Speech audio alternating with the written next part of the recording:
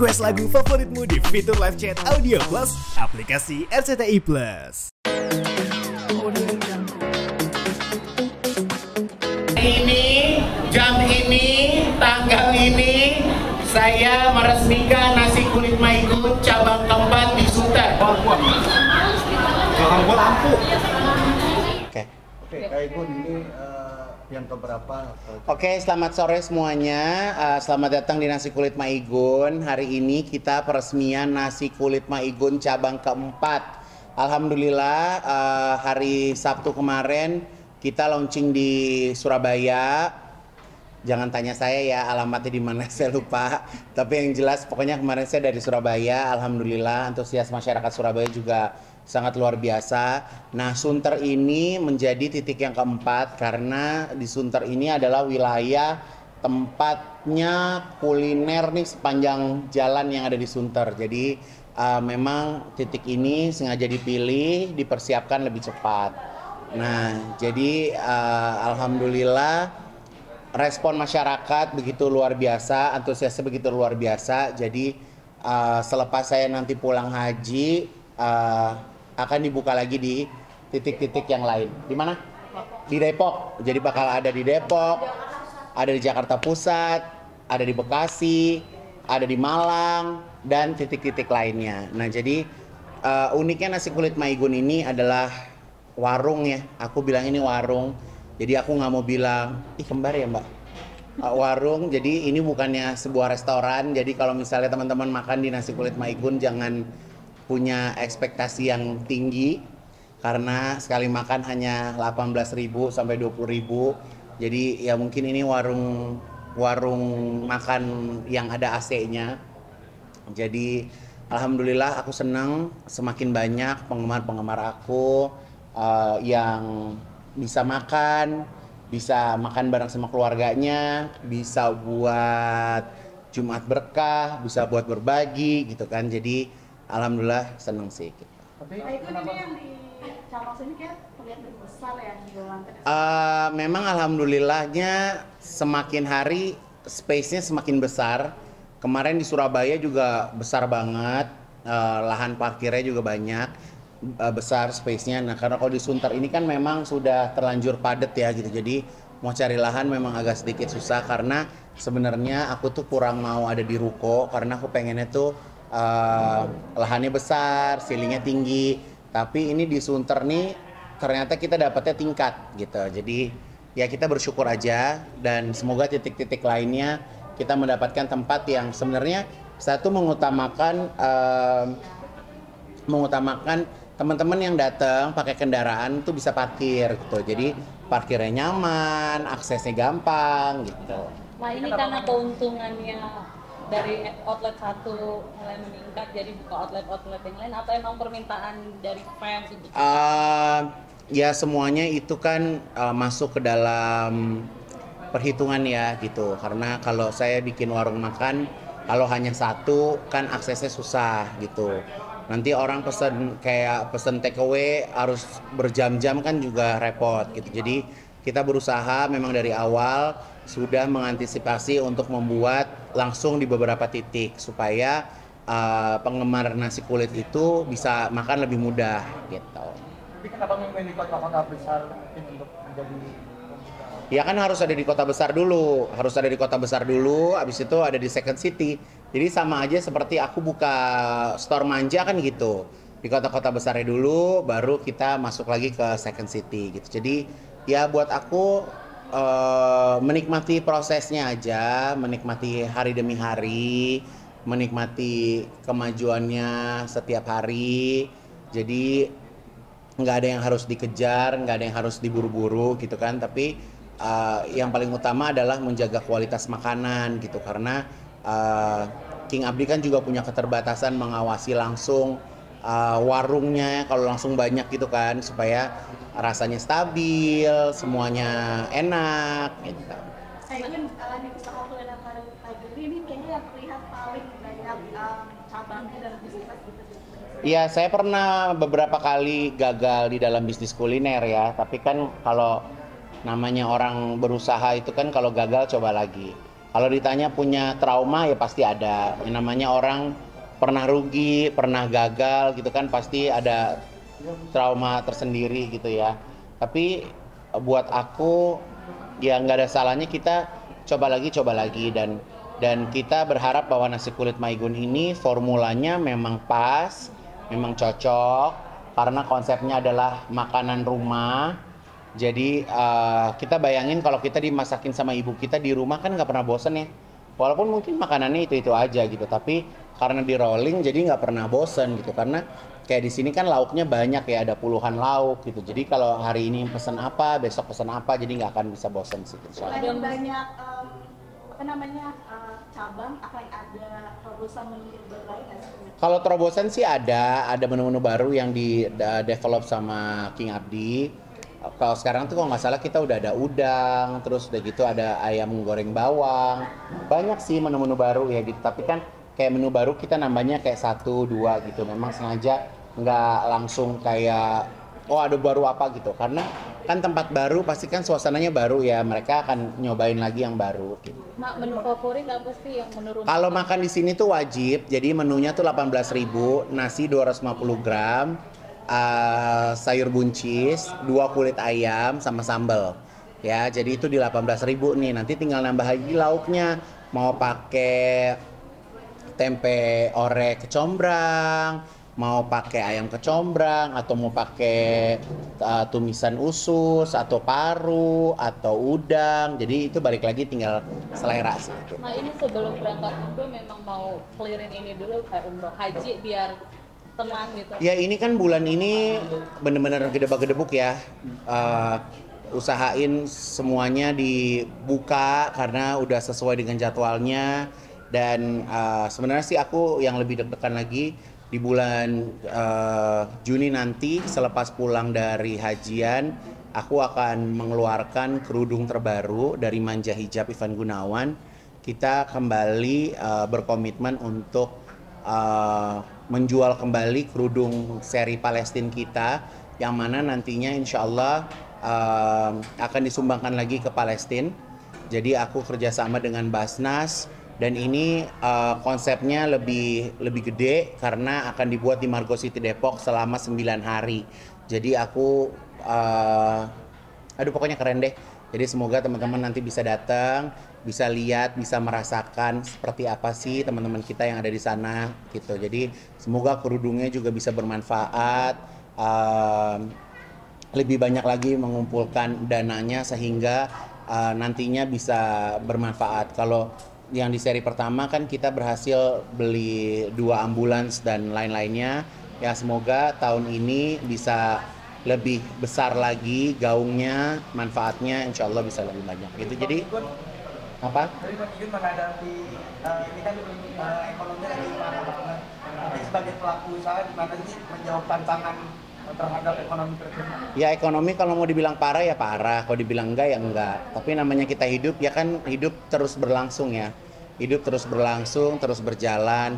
Kita aja kemarin Covid 2 tahun bisa hidup sampai hari ini. Ya kan bisa terus berjuang ya kan. Jadi buat aku selama kita masih sehat, masih bisa berbagi kebaikan sama orang banyak, insya Allah juga Allah nggak bakal nutup rezeki kita kan gitu. Jadi ya jalanin aja. Mas tadi kan bilang katanya si Taigun ini Taigun sekarang udah happy.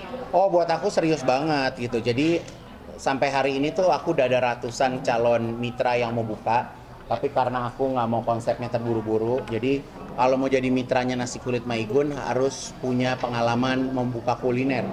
Jadi aku nggak hanya menerima orang yang hanya punya uang untuk bisa jadi partner, tapi dia atau mereka yang sudah punya pengalaman di bidang kuliner. Karena untuk mengantisipasi hal-hal yang tidak diinginkan, jadi memang salah satu syaratnya tuh seperti itu. Gitu. Jadi kalau mau diikutin kemarin buka bisa langsung banyak banget, tapi aku nggak mau kayak gitu. Jadi mitra aja aku training juga gitu.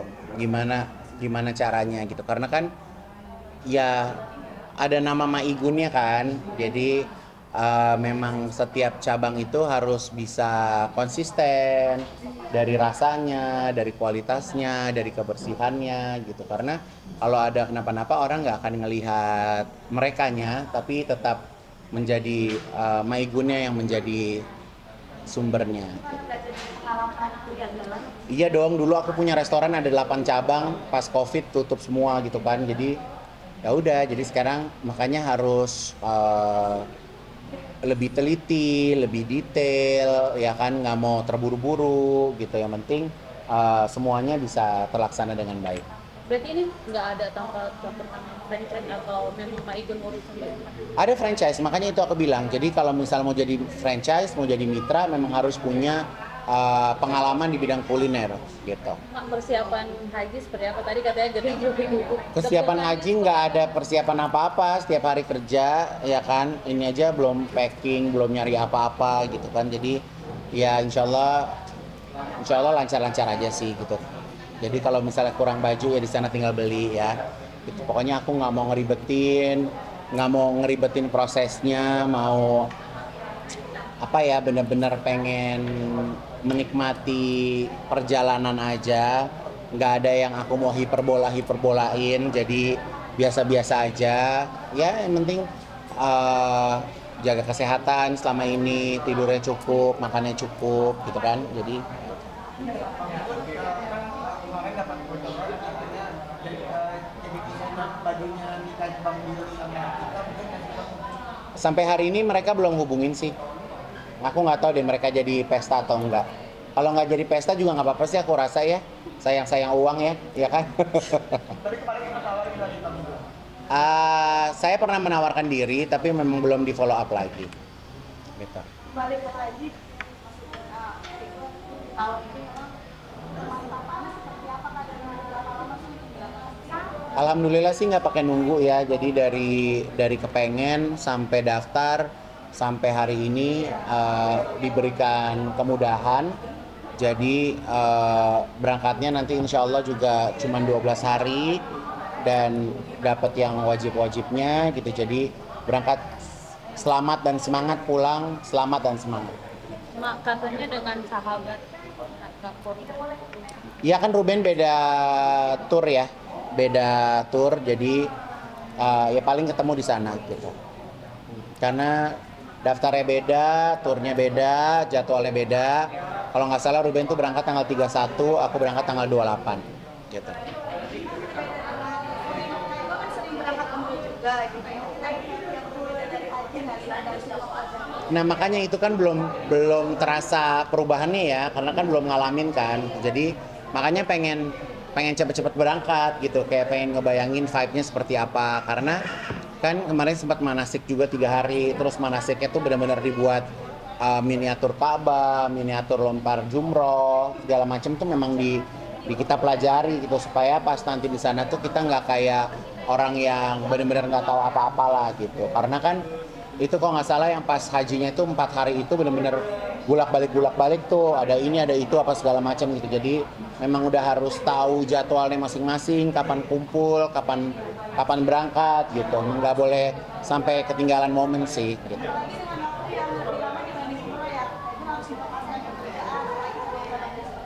Pekerjaan kalau diikutin nggak akan ada habisnya ya. Jadi aku sih udah mulai belajar untuk meninggalkan pekerjaannya. Jadi kalau kasarnya kalau mau diikutin dia semua program juga mau pakai saya gitu, tapi kan sayanya yang nggak mau ya kan. Kalau mau diikutin apa juga ada aja namanya kerjaan, tapi aku tuh lebih senang kerjaan satu aja, masih bisa di butik, masih bisa ngangkat telepon, masih bisa ngopi, masih bisa ketemu mama, masih bisa nonton film gitu. Aku nggak mau kayak hidup aku diperbudak sama situasi pekerjaan yang gak kelar-kelar gitu loh Mbak. Jadi mungkin kalau dulu iya ya, kayak mumpung kayak sekarang tuh aku udah nggak mau kayak namanya haji mumpung sih gitu. Jadi lebih baik jadi Haji Igun. Nah itu kan menyandang ini haji, maksudnya dengan nama haji. Kalau pensiun sih enggak ya, kesian kan lo nggak ada berita nanti, ya kan? Gue yang nggak ada kerjaannya aja lo teleponin tiap hari, ada aja yang nggak ada diada-adain ya kan, apalagi gue pensiun ntar lo galau lagi nggak ada gue ya kan, gitu. Jadi ya buat aku panggilan haji atau apapun orang manggil aku nanti ya itu terserah kalian manggil ya, karena buat aku juga nggak perlu di nama aku harus ada gelar, karena alhamdulillah dari sekolah juga nggak pernah gelar, nggak pernah sekolah, nggak pernah dapet titel, nggak pernah dapet apa-apa. Jadi aku cuma lulusan SMA ya, jadi nggak ada lulusan sekolah. Jadi aku udah terbiasa hidup aku nggak ada titel gitu. Jadi buat aku orang bebas mau manggil aku Haji, mau manggil aku Kak Haji, Bang Haji, apa segala macam sih, buat aku ya itu hanya sebuah panggilan aja.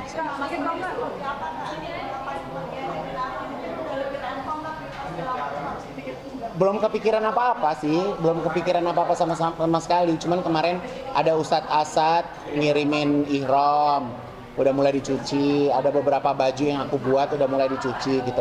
Cek dong Ustadz Asad di mana?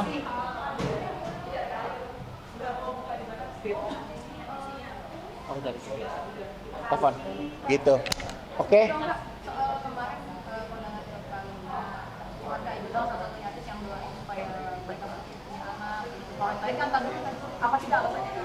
Ya udah umur segitu Luna ya harus, kalau memang pengen punya anak harus cepat punya anak gitu. Tapi kan kalau nggak salah Luna udah menyimpan sel telurnya, jadi anytime tinggal dimasukin lagi ke Lunanya gitu.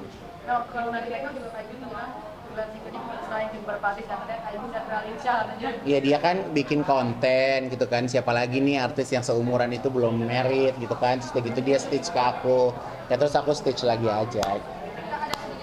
Di online ada berita kayak itu mau Kamu nelpon di mana? Gitu. Apa sih kan berita online udah suka itu nyumbangin baju katanya. Ada. Jangan percaya berita online. Aku tuh nggak kepengen bawa pulang bajuku, jadi kayak baju-baju yang aku pakai di haji itu aku mau tinggalin aja pas di haji. Jadi nanti pas pulang tuh isinya minyak wangi, oleh-oleh. Kasih di sana aja Kak, mau orang-orang di sana. Iya dong. Kenapa sih Kak? Nggak apa-apa, biar katanya bagus gitu.